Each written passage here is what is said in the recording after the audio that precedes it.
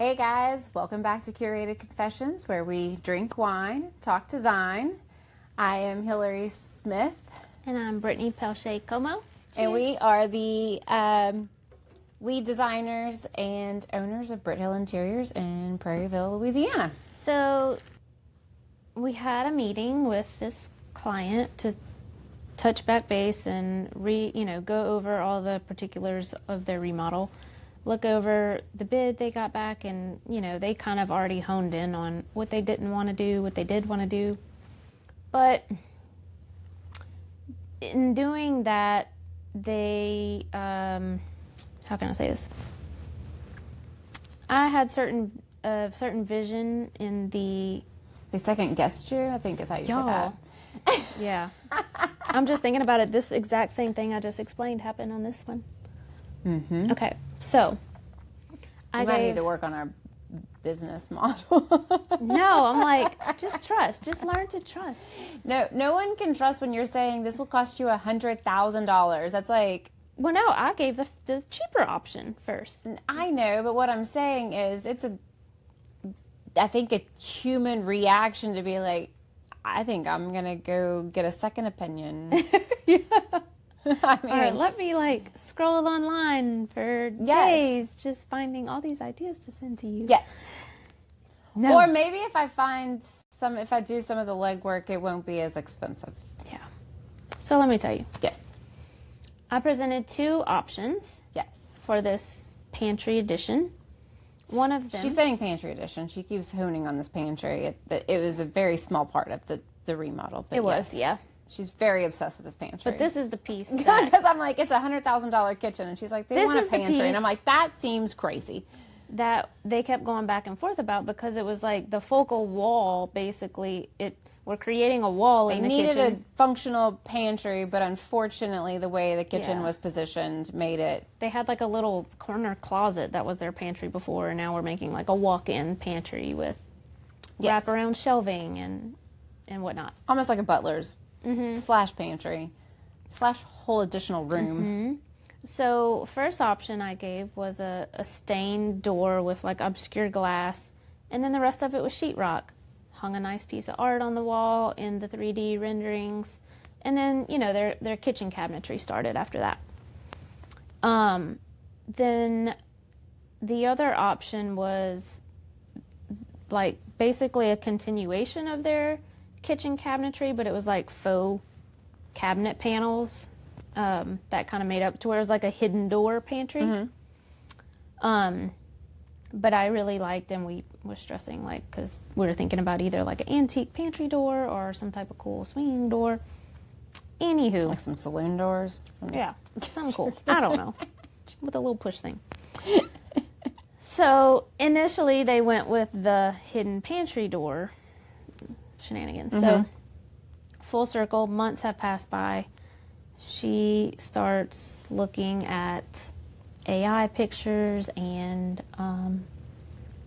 renderings and TikToks. Just double checking to make sure you know how to do your job. Yes. Yeah, getting ideas of more intricate finish, glass, things like that. So in our meeting this past week, she circled all the way back around, went back to the swinging door sheetrock that was originally presented. She was she was explaining, so much time has passed by, I think they forgot what we originally presented and designed. So what she was, I think I want this now, and I pulled up my original design 3D rendering walkthrough, and she was like, yeah, just like that. And I was like, yep, I got it. So I guess it's, I don't know. You think one thing, and then I guess too, the pricing of all the cabinetry, I was like, they're going to save now on not doing all the faux cabinets and the hidden cabinet, pantry door. So, moral of the story is, upon looking at her inspiration pictures she recently found from TikTok and whatnot, she was loving certain finishes of things. We had originally talked about white oak cabinets and staining them, but what she was showing me was more like walnut, which is a lot more pricey than white oak. And if you've ever stained or tried stain samples on certain woods, you know that if you try the same stain on a white oak versus a walnut versus a cypress, you're going to get 3 totally different finish colors. So a lot of people don't understand that, like, just because they're looking at a picture and they're like, I want this, doesn't mean that it is within budget. I was going to say, And the easy way of saying, like, not everything that you see in an inspiration picture can happen, but we also work in an industry where everything can happen. yeah, Depending on if your time and your budget allows. So these are the questions that we always ask, like, what is the budget and what is the timeline? And then we have to be the bearer of bad news. That's not feasible, or we're gonna have to sell a kidney to make that one happen. I've looked into that. I don't know how to sell a kidney, to be honest, but I did look also at selling my eggs while I was in college, because I was, always trying to find a way to, make some money to, Did you? to do some design work. No, they like want your GPA, and like they're very selective about the eggs. I feel like you can go donate sperm and no one cares. Yeah. They're really serious about some eggs, but I digress. But I think, so we were having this conversation, and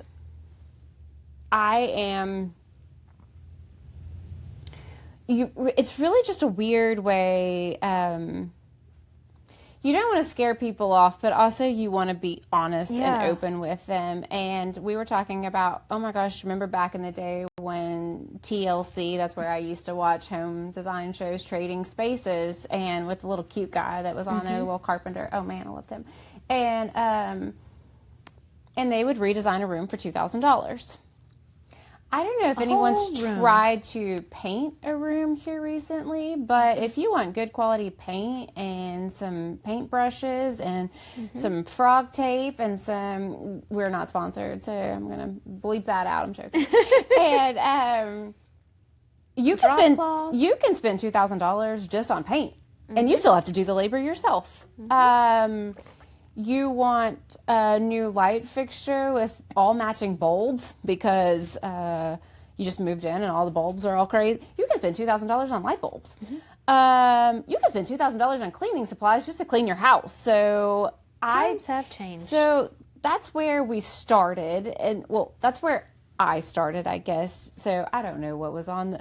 I actually have watched some TikToks here lately of older design shows, and they're terrifying. Before Trading Spaces, they are terrifying. She was breaking some glass mugs and paper macheing them on an end table, and I was like, look at this. And I'm like, you will die. That requires stitches. That was not safe at all.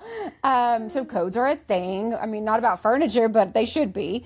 Some DIY is not a good idea. So, and then you had the whole HGTV and, 2 days, you go out of town, and all of a sudden you have this beautiful room. And I'm like, you think that's how that worked? That didn't work that way. That did not happen. They had that meeting months ago, and things were ordered and shipped. And so television made things fun and exciting and quick and instant gratification, which we all know we all love now. And so that seems to be, people's mindset. And then also you had these people making rooms for $2,000. So things are cheap. And that was my favorite thing on, those shows is like, paint is always the easiest option. And so we have clients coming in saying, we have, $40,000. We've been, and you're like, yes, great budget. And they're like, we want to paint our whole house. And I'm like, you have no money left. I'm so sorry. Oh, you want the cabinets painted too? I don't think you've gotten a paint quote here lately. The exterior too? Oh, okay. You need a loan. I'm sorry. That's just not going to work out. So or we want to change hardware for the cabinets and we don't like the short ones. I'm like, that means you have to fill the holes and that means you have to paint them. So your $5,000 that you've budgeted for cabinet hardware, you now need 20. Which most people don't even budget that much. No, because cabinet hardware is cheap, right? And so I've been following some TikToks here lately, and you have designers that are telling people what things really cost.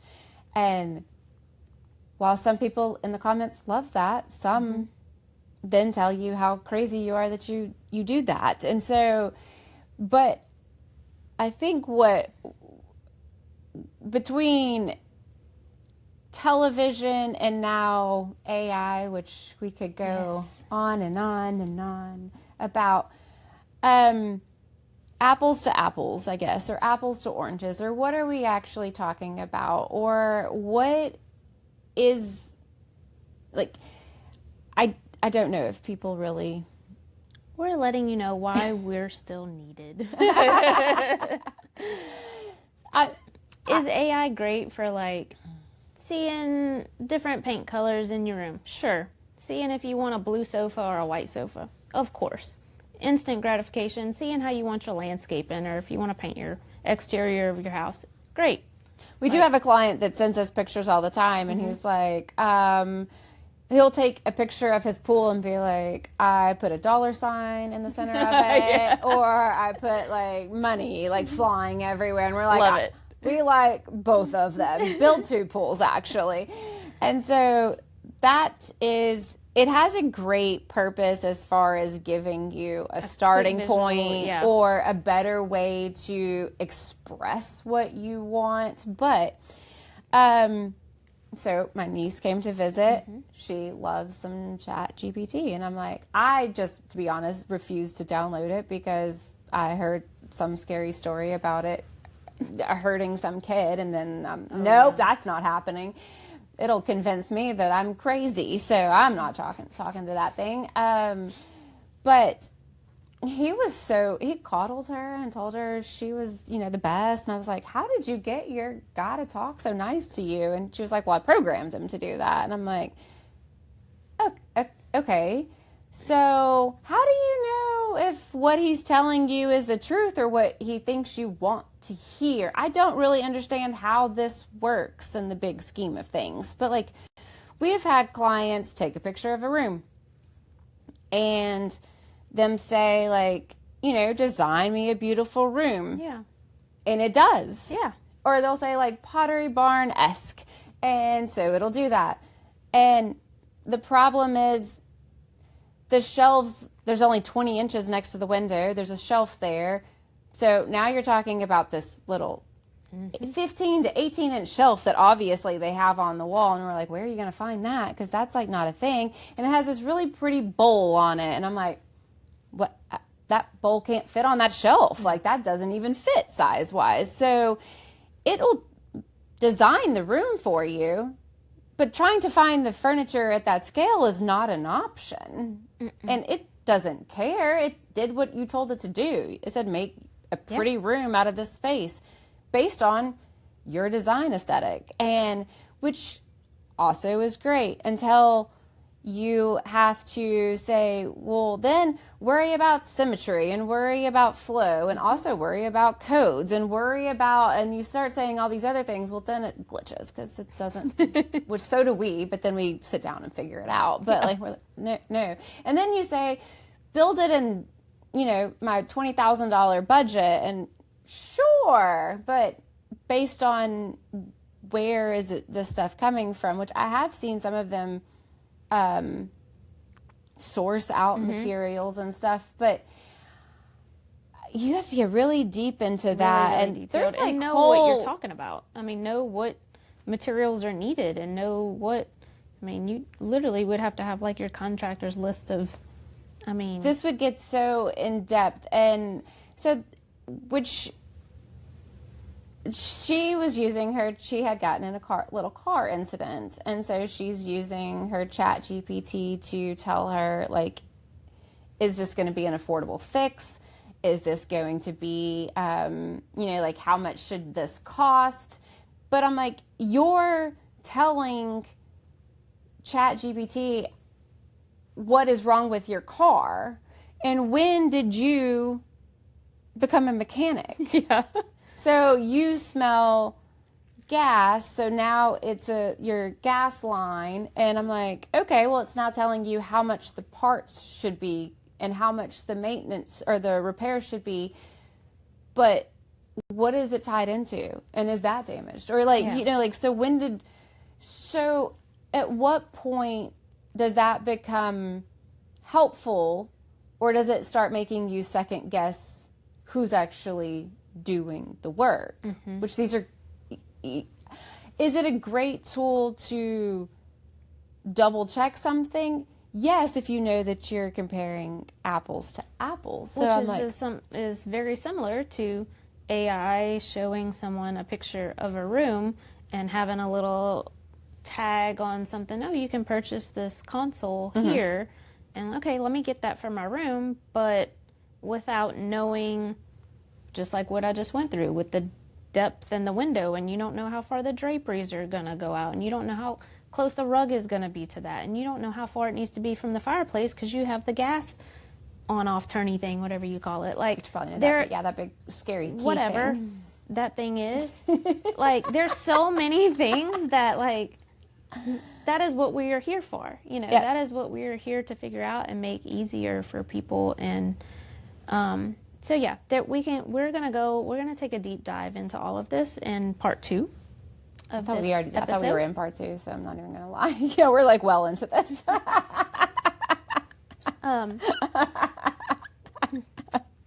We said we're doing the whole ending. I don't know. Oh, yeah. Anywho, now that we're in part 2, let's continue. Yeah, obviously. We're at 43 minutes. Yeah, she's been, so I was like, oh. I thought you said we were doing the whole another exit. We were too, and then we just kept talking. Oh. We never stopped. Oh, okay. And so it just like transpired. So I was like, we're just going to have to find a spot and add a fake. I have and like minute 22, you okay. do a cut and whatever. And then I was like, and then we're just going to add a fake intro and call it a day. I was going and to then copy the intro and copy the exit from the first episode. Great.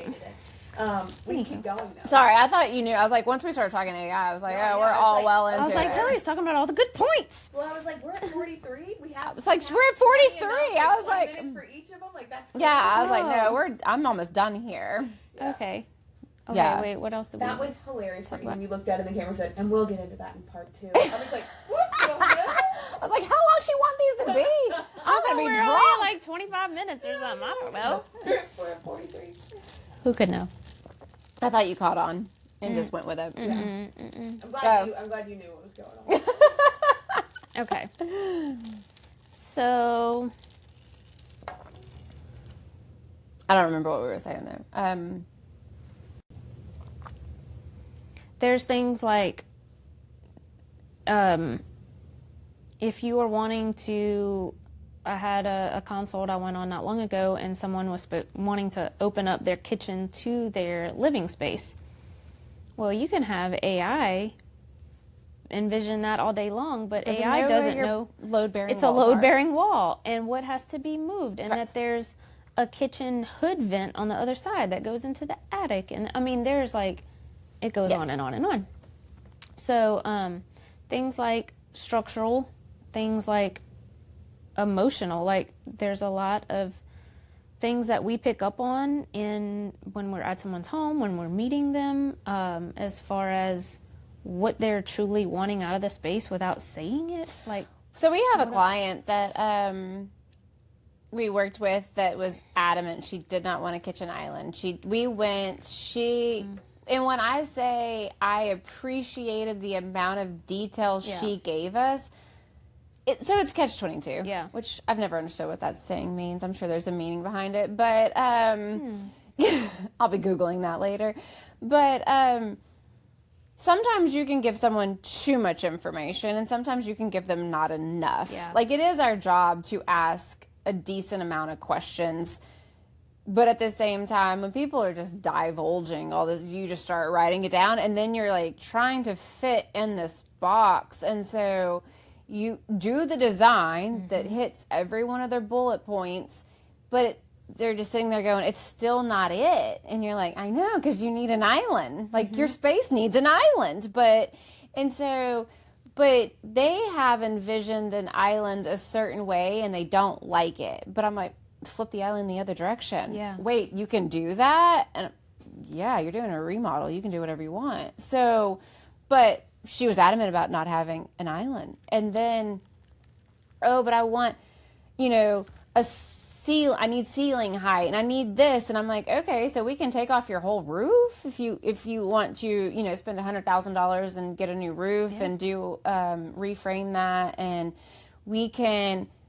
or you can build an island and put a tray ceiling above it and get the height, and that costs you $1,500. But so a lot of it's this delicate dance we have to do where it's hit all of the bullet points that you want, but then also keep them within a reasonable budget. But you also, people have this stigma. I haven't quite figured it out yet. What is your budget? Oh, I don't know. You know. They always You know. all know. There's always this number bouncing around in your head. I'm like, tell us the number. People don't want to tell us. Tell us. I've Please had tell clients us. point blank look at me and said, if I tell you my budget, you'll just make sure it's that amount of money. And I'm like, what you asked me was 4 times what your budget is. Yes, I'm going to use that money. But we can get as many things on your checklist as possible in that dollar amount. Or you can say, my number is max 75, but I would really like to spend 50.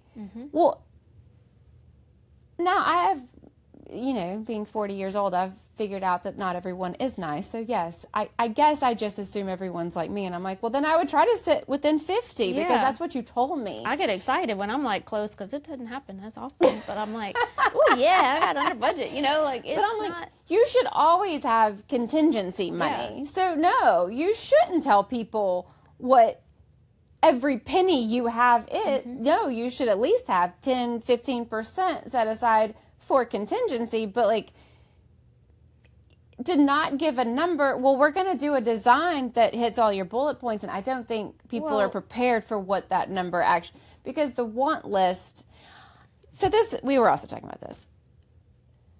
I know that we always talk about 1%ers. I don't really know what the number is as far as well-off people, but not, billionaires.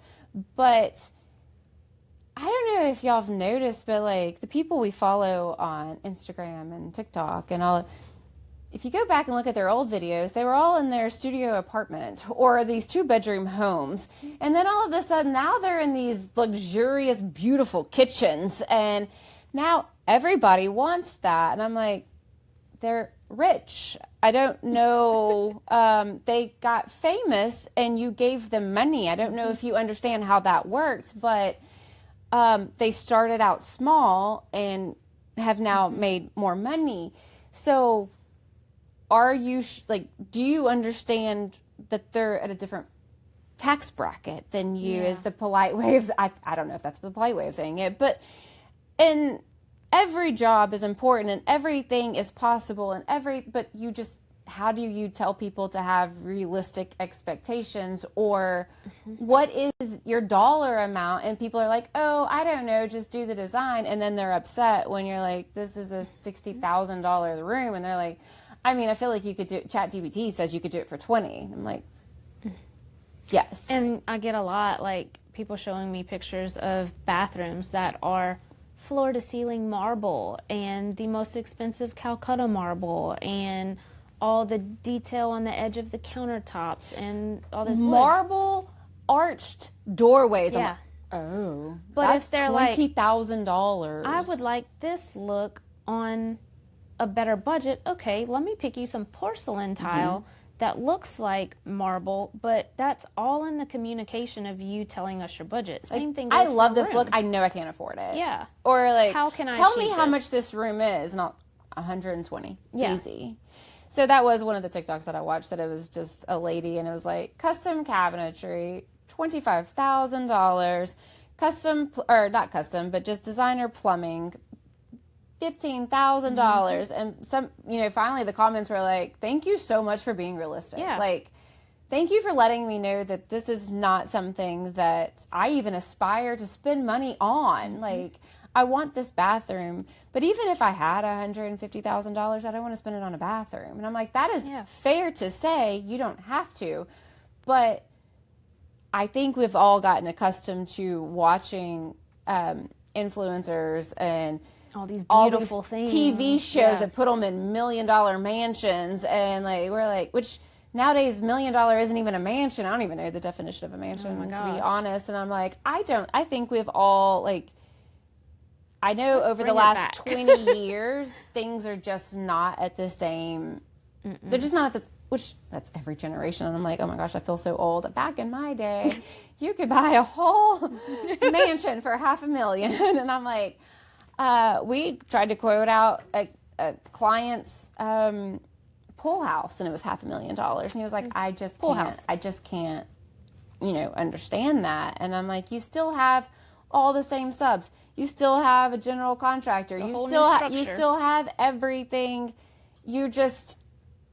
It's not your home, so it's not that important. You just don't want to spend it on that, and that is perfectly fine.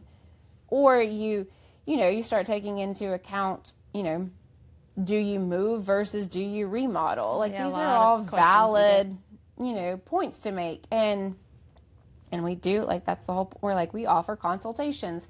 We do ask that we, get compensated. I was going to say mildly, smally, what's the word?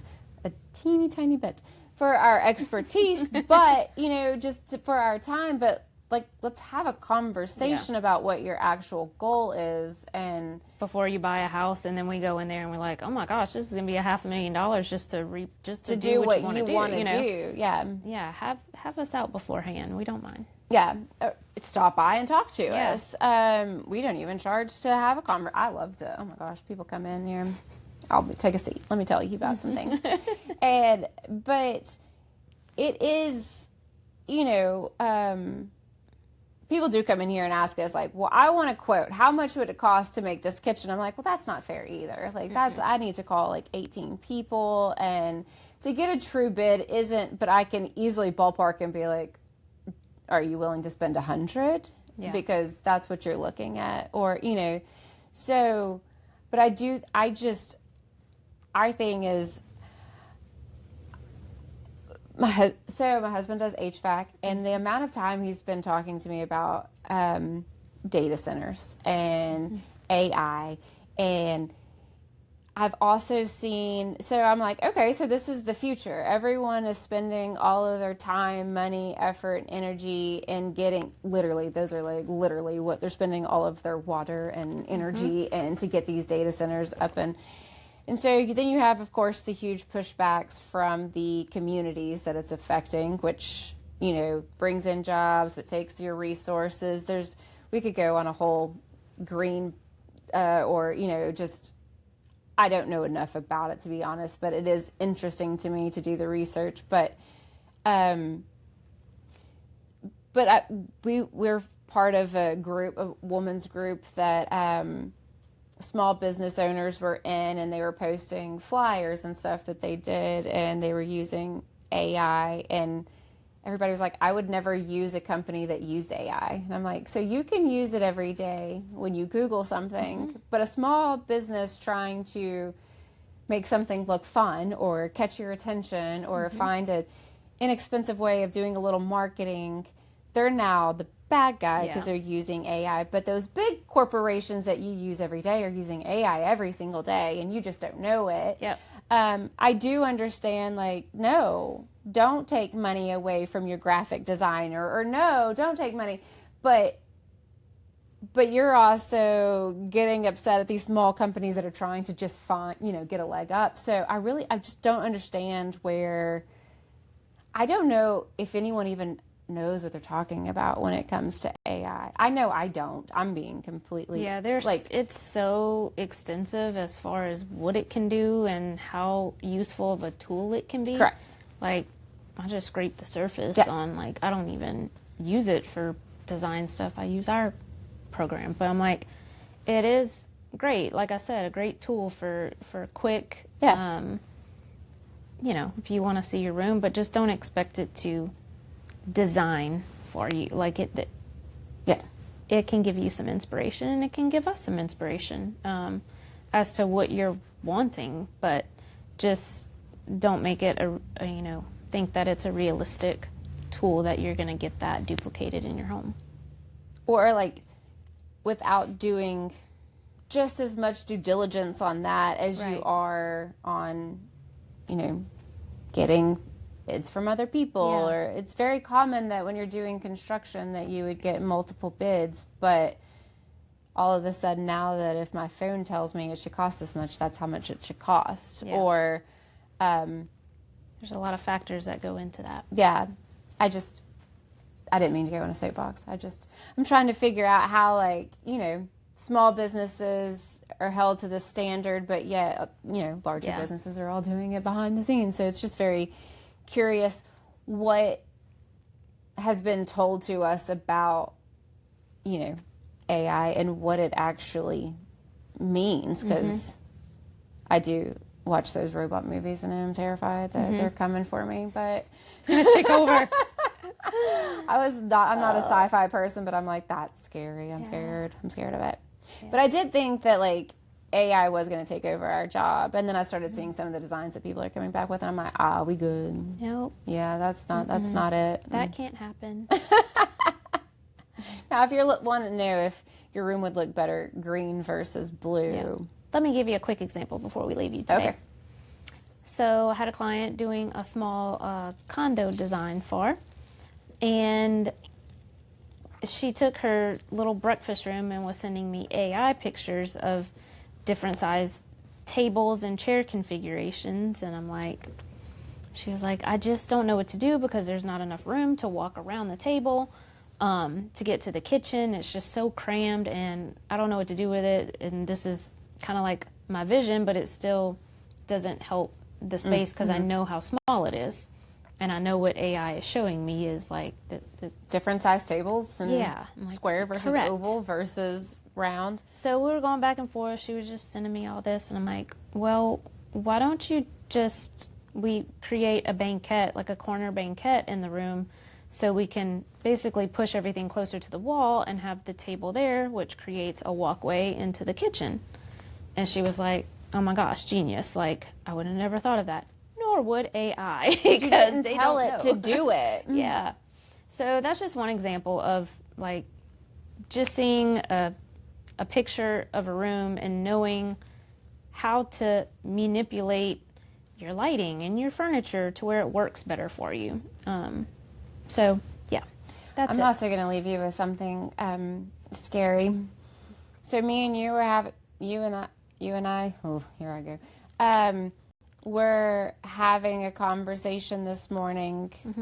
We briefly talked about what we were going to talk about. So this is about as prepared as it gets, if that doesn't terrify you.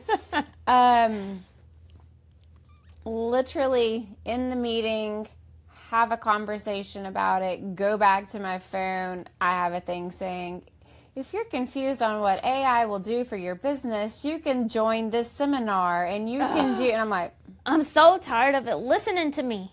Except whenever I'm shopping for something and they're all popping, and I'm like, yes, I need all of those things. Sometimes I think my husband talks to my phone. I've been having RVs. I do that to my husband's phone all the time. At Christmas time, I would like a tennis all bracelet. These motorhomes have been popping up on my feed. You're not using technology correctly. Now I need to go talk to his. Yes. I need a trip. I need a massage.